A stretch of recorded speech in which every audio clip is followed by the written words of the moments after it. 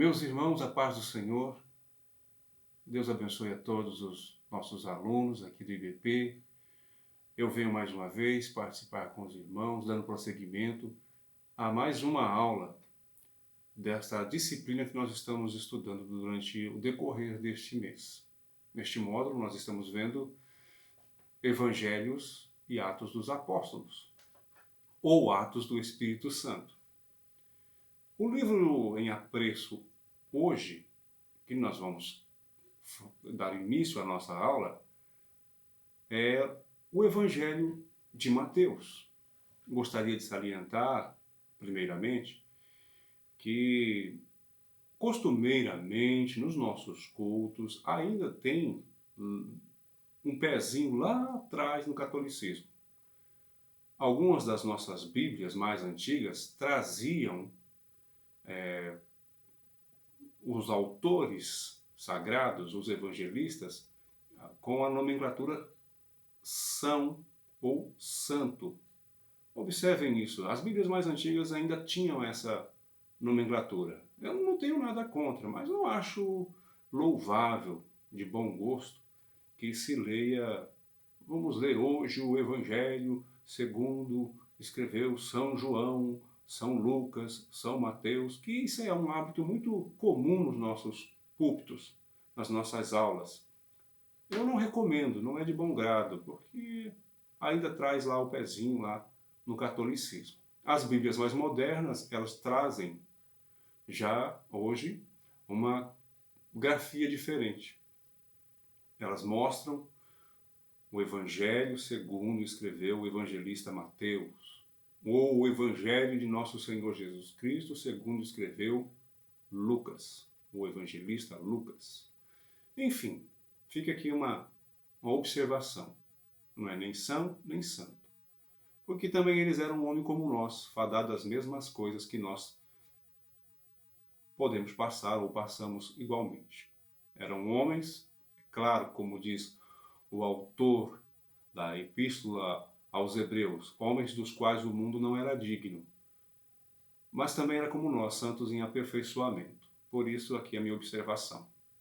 Muito bem, introduzindo ao Evangelho de Mateus, eu queria aqui salientar uma frase notória de um crítico do século passado chamado Joseph Ernest Renan. Ele disse que o livro de Mateus é o livro mais importante que já foi escrito. Eu quero também concordar com ele, porque este livro é um livro maravilhoso. Este livro tem uma propriedade fantástica. Mateus, sabiamente inspirado pelo Espírito Santo do Senhor, ele vai trazer muitas informações a respeito desde o nascimento, a genealogia, as parábolas do Senhor Jesus, seus ensinamentos, sua vida, sua morte, os grandes sermãos que Jesus ensinou, hinos maravilhosos, os mais belos hinos do mundo, Mateus traz no seu Evangelho, enfim. É um livro fantástico e nós vamos estar discorrendo com a ajuda de Deus, com a graça do Espírito Santo, aos irmãos, na medida do possível, trazer bastante informação, muito conhecimento, para que os irmãos tenham aí um conhecimento da palavra de Deus. Uma vez que a gente aprende, nós não somos levados por qualquer vento de doutrina. Estamos alicerçados, firmados na palavra do Senhor Deus. Este evangelho tem a sua autoria atribuída a Mateus. Nenhum dos evangelhos trazem o nome dos seus, leva o nome dos seus autores. Eles são anônimos. Todos eles são anônimos. No entanto, a tradição da igreja primitiva atribui eles respectivamente a Mateus, Marcos, Lucas e João. Os três evangelhos primeiros, Mateus, Marcos e Lucas, são chamados de evangelhos sinóticos. Alguém pode perguntar, mas irmão Eliseu, o que é sinótico? Sinótico quer dizer de mesma visão. Embora escrito em períodos diferentes, esses três autores sagrados, eles trazem a mesma visão do Evangelho de Jesus, das boas novas de Jesus Cristo. O Evangelho de João não é um evangelho sinótico, ele é um evangelho biográfico. Ele traz a biografia de Jesus, porque vai falar de Jesus desde o princípio, antes da fundação do mundo. E ele traz todo a historicidade antes da encarnação do Verbo. Depois ele apresenta a vida e a obra do Senhor com um propósito. E esses propósitos com os quais os livros foram escritos, eu gostaria de destacar. Por exemplo, o livro de Mateus. Ele é escrito para os judeus. Ele foi escrito para os judeus. Mateus busca nesses seus escritos mostrar que Jesus Cristo é de fato o Messias prometido para os judeus. Marcos, ele quando escreve o seu livro, ele vai falar exatamente para os romanos. Lucas, o amado médico, assim disse Paulo a respeito de Lucas. Lucas vai escrever o seu livro com um propósito também. Lucas escreve este livro para os gentios, as outras gentes. E, por fim, o Evangelho de João. O Evangelho de João é escrito para a igreja, um povo separado, especial, zeloso e de boas obras, separado. Esta é a proposta destes 4 evangelhos. Não podemos esquecer também de Atos dos Apóstolos, ou também Atos do Espírito Santo, ou o Evangelho do Espírito Santo. Nós vamos estar discorrendo a respeito destes 4 livros, evangelhos, mais Atos dos Apóstolos nas nossas aulas. O livro de Mateus, ele é atribuído, sim, ao evangelista Mateus. Não há menção dele, Mateus, ele não menciona a primeira pessoa escrevendo este livro. Mas os pais da igreja, principalmente Pápias de Hierápolis, lá em meados do século I, por volta de 140 do ano Domini, ele vai dizer que esta obra é atribuída a Mateus. Mateus compôs, segundo ele, os seus primeiros discursos com as palavras no dialeto hebraico ou aramaico, e cada um traduziu como foi capaz. Estas são palavras de Pápias de Hierápolis. Quem diz essas palavras, esses logos, essa logia, Eusébio de Cesareia, no seu livro História Eclesiástica. Ele traz essa menção de Pápias, mostrando que, de fato, Mateus era o autor inspirado que escreveu o Evangelho de Jesus. É o testemunho mais antigo. Aqui eu gostaria só de salientar uma questão, meus irmãos. Se Mateus escreveu primeiramente o Evangelho em aramaico, mostra mais uma vez o propósito pelo qual ele escreveu o seu Evangelho. Ele escreveu para os judeus, especificamente para os judeus, procurando mostrar para os judeus que, de fato, Jesus Cristo era o Messias prometido. Tanto é que no seu livro, nós vamos discorrer a respeito disso durante a nossa aula, ele vai mostrar a historicidade messiânica de Jesus Cristo. É um autor que traz muitos textos e muitas palavras de cunho hebraico, de cunho judaico. Muito bem. Este livro foi escrito em meados de 45 a 60 no ano Domini, no ano de 45 a 60 depois de Cristo. Não dá para precisar exatamente em que lugar ou quando foi escrito, porque não há menção, não há documento histórico que possa provar isso. Não podemos afirmar uma data precisa. Mas o certo é que foi escrito antes da destruição do templo no ano 70.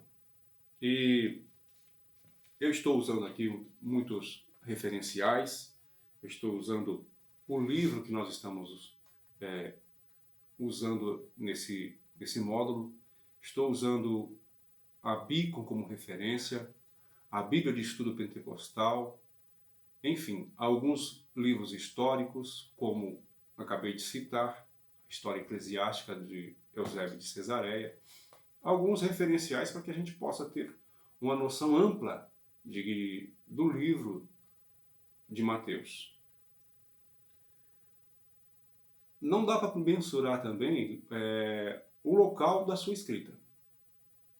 O certo é que foi escrito na Judéia, ou, se preferir, na Palestina. A Palestina é a região que compreende Galiléia, Judéia, como já mencionei na aula anterior. O que nós temos de fato é que ele foi escrito nessa região da Palestina. Não dá para saber em que localidade exatamente, como as cartas paulinas, que dá para saber que foi escrito algumas da prisão, outras de Roma, algumas cartas que foram escritas em cidades específicas que estão identificadas dentro das suas cartas, como o apóstolo Paulo já mencionou, e até mesmo Lucas no seu livro, quando escreve Atos dos Apóstolos para o Teófilo. Muito bem. Fica evidente em Mateus que ele escreve exatamente para os judeus, com o objetivo de apresentar que Jesus Cristo era de fato o Messias. Ele mostra que a nação de Israel já havia rejeitado Cristo. Como disse na aula anterior, os judeus o rejeitaram, porque esperavam um Messias político, e não um Messias que viesse falar e libertar o povo dos seus pecados. Mateus, ele traz este propósito: evidenciar aos judeus, a igreja recém ali criada, e que tinha muitos judeus dissidentes do judaísmo que ainda estavam cocheando entre dois pensamentos, e para fortalecer a fé desses judeus convertidos, Mateus traz esse livro. É claro que Mateus, ele não somente traz exclusivamente o Evangelho de Jesus para os judeus, mas é claro, ele traz também para os gentios. Mas ele tem um foco principal, e o foco principal é justamente os judeus. As fontes que Mateus usou para escrever fica clara. Mateus, frequentemente, ele resume algumas narrativas do Evangelho de Marcos. Mas como assim, professor? Ele traz algumas narrativas de Marcos? É bem provável que por que eu digo isso? Porque mais de 90% do Evangelho de Marcos está inserido em Mateus. E aí um pensamento de que Marcos foi escrito primeiro, Mateus foi escrito primeiro, não dá para mensurar quem foi que escreveu primeiro. O certo é que Mateus tem em seu livro mais de 90%, ou 90% mais ou menos, do Evangelho de Marcos. Nós vamos encontrar também um caráter neste livro de Mateus. Mateus tem um caráter judaico. Ele vai trazer genealogias, coisas que Marcos não traz. Lucas traz. Lucas traz a genealogia de Jesus. Mateus traz a genealogia porque o judeu ele é muito ligado a isso, às tradições, às genealogias, a essa árvore genealógica judaica que vai retroceder até Abraão. Mateus traz essa genealogia de Jesus até Abraão, provando que o Cristo era filho de Abraão. Se você abrir a sua Bíblia, como eu vou abrir a minha aqui agora, nós vamos ver lá no Evangelho de Mateus, que quando Mateus começa o seu primeiro versículo, ele mostra que é o livro da geração de Jesus Cristo, filho de Davi, filho de Abraão. Interessante, não? Porque Mateus começa como Jesus Cristo, filho de Davi. Davi era esperado, lembra? Um libertador, um Messias que viesse segundo Davi, da linhagem da casa real, da descendência de Davi. O Messias era prometido vindo da descendência de Davi, e é daí que parte o princípio do Evangelho de Mateus. E Mateus leva o seu leitor até Abraão, o pai dos judeus, o pai dos hebreus. É um caráter que deve ser observado. Muito bem. Jesus vai começar vários dos seus ensinos neste livro, do Evangelho, mas ele vai trazer isso de uma forma velada, através de parábolas. Mateus, ele vai trazer muitas parábolas de Jesus. E o que é parábola? Parábola é uma narrativa alegórica que transmite uma mensagem indireta por meio de comparação ou analogia. É uma figura de linguagem. A parábola tem essa proposta. O Evangelho de Mateus, ele está dividido em algumas partes. E é bom nós observarmos essas partes. Eu não vou me estender muito, porque é um evangelho um tanto quanto grande. Nós vamos dividir a nossa aula sobre o livro de Mateus em duas partes. Nessa primeira parte, eu vou tentar chegar até o capítulo 15. Vou tentar, porque existe muita informação. Na primeira parte, é claro que eu vou estar aqui falando da primeira parte, mas antes eu quero aqui, a grosso modo, mostrar toda a divisão do livro de Mateus. Ele está dividido em partes, como já disse, exatamente em 12 partes. A gente pode dividir o livro de Mateus em 12 partes. A primeira parte fala da preparação do Messias, que vai até o capítulo 4.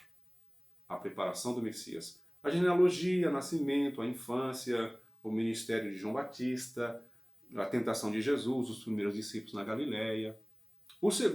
A segunda parte é onde aparecem os primeiros discursos de Jesus. O Sermão do Monte, o cenário do sermão, a natureza do sermão, a chamada dos discípulos, a vida dos discípulos, de onde eles vieram, o que eles faziam, as suas atividades, o que passaram a fazer. A terceira parte, a terceira divisão desse livro, é a narrativa, o ministério de milagres que Jesus começa, né? 3 milagres de cura, ele começa chamando seus discípulos, mais 3 milagres, mais um conjunto de milagres, e ele vai até o capítulo 9 mostrando milagres. Essa quarta separação, essa quarta divisão, é chamada de segundo discurso, onde Jesus vai começar a dar a instrução para os 12 apóstolos. Ele vai falar da necessidade dos obreiros e dar a missão dos 12.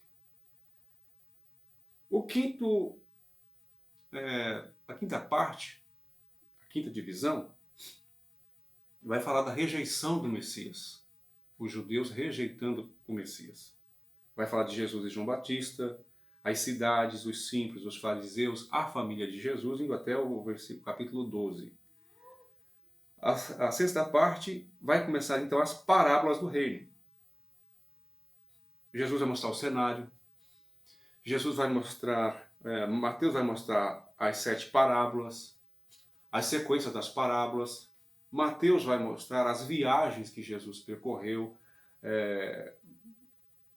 as rejeições, mais milagres, os fariseus, os discípulos que enxergavam o cego que não enxergava, mas viu Jesus, os discursos de Jesus para a comunidade cristã, as controvérsias, enfim, a sua paixão, a sua ressurreição, o sermão profético lá no Monte das Oliveiras.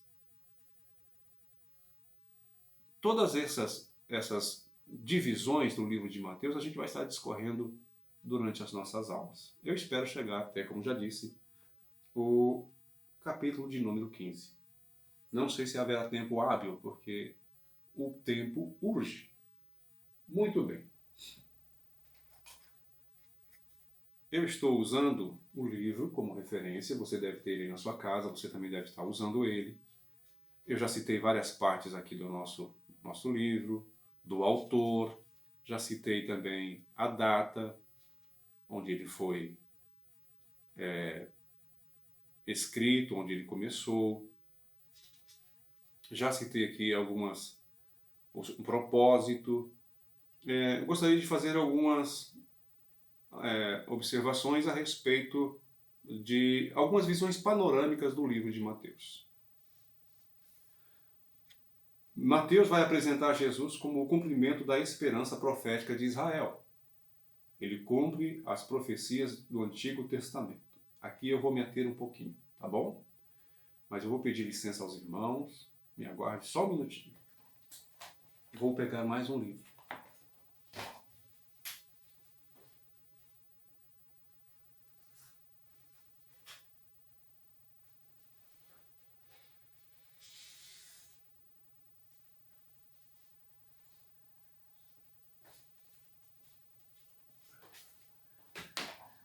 Muito bem. Já está aqui comigo. A gente vai estar participando da nossa aula, mas é claro, se a gente vai mostrar a visão de Mateus, as menções dele, vamos também visitar lá atrás as suas referências.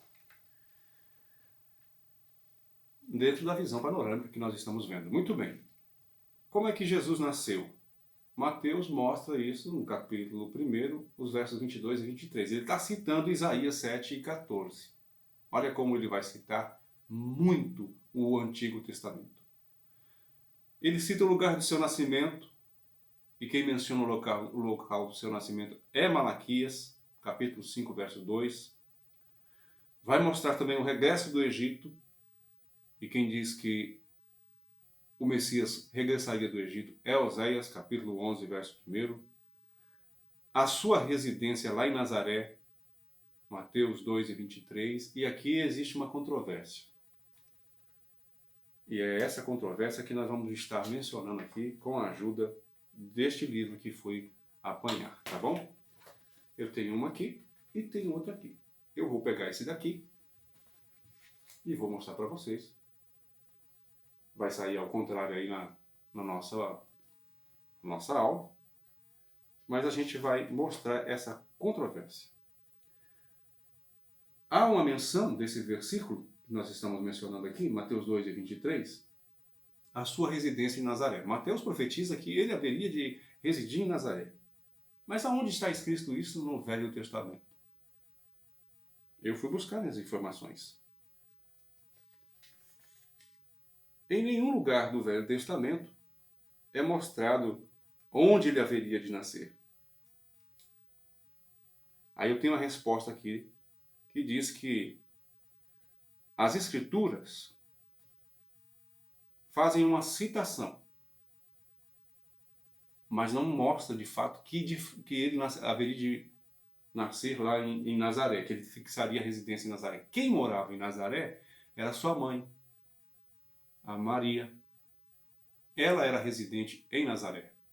E por ocasião do censo, no tempo de Arquelau, ela foi até Jerusalém para o recenseamento. Houve depois a situação de que eles foram para o Egito, avisado por Deus. Depois voltaram. Eles eram pobres, lembra? José e Maria eram muito pobres. E nessa volta não tinha onde ficar. Não tinha como mais voltar para Jerusalém. O que eles fazem? Voltam para a terra natal, que era Nazaré, a terra de Maria. Tem uma citação de Miqueias 5:2, mas difere um pouco desse texto. Então não tem como precisar quem foi o profeta que escreveu dizendo que a residência do Messias seria em Nazaré. Mas, continuando, Mateus cita aquele que haveria de vir como precursor do Messias, João Batista. Está lá em Malaquias, capítulo 4, versos 5 e 6. Iria também falar do seu território principal, do ministério do Messias. É Isaías 9, 1 e 2, que vai falar deste mistério. Também Mateus cita o seu ministério de cura, que o Messias faria muitas curas, citando o profeta Isaías, capítulo 53, verso 4. Mateus, para provar para os judeus de que Jesus era de fato o Messias prometido nas Escrituras Sagradas, ele vai dizer que ele viria como servo de Deus, como submisso servo de Deus. E isso está em Isaías 42, verso 1. Mostraria também que ele falaria por parábolas. Salmo 78, verso 2, Mateus está fazendo alusão a essa citação do Antigo Testamento. Também a sua entrada triunfal em Jerusalém, Zacarias 9, 9, a sua prisão, Salmo 41, 9, Lamentações de Jeremias 4 e 20, e depois os capítulos em diante, eles registram tudo o que estava vaticinado nos profetas, que são chamados de profetas messiânicos. O maior deles, dentro da teologia, é chamado de Isaías, o profeta messiânico. Mas eu prefiro chamar de Zacarias. Zacarias fez muito mais profecias a respeito do Messias do que propriamente o Isaías. Então esses dois, eles profetizam a respeito da morte e da ressurreição do Senhor Jesus. Mateus vai trazer 5 sermões principais. O Sermão da Montanha, a instrução para os proclamadores itinerantes do reino de Deus, as parábolas a respeito do reino, o caráter do verdadeiro servo do Senhor e o sermão do Monte das Oliveiras a respeito do fim. Traz também algumas narrativas que são importantes, 5 narrativas, que Jesus efetua obras poderosas em testemunho à realidade do reino. Jesus demonstra mais profundamente a presença do reino de Deus. Essa é a segunda principal narrativa. A terceira narrativa traz a proclamação do reino e provoca algumas oposições.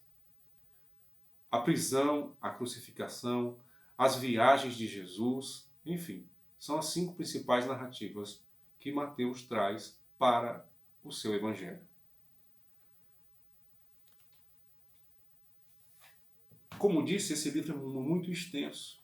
É um livro que demanda muito tempo. Nós vamos continuar falando a respeito do livro de Mateus, mas em outras aulas. Não quero ser muito pesado e enfado com os irmãos, porque falar demais cansa. A gente volta numa próxima oportunidade dando prosseguimento à nossa aula sobre Mateus. Fiquem todos na paz do Senhor Jesus.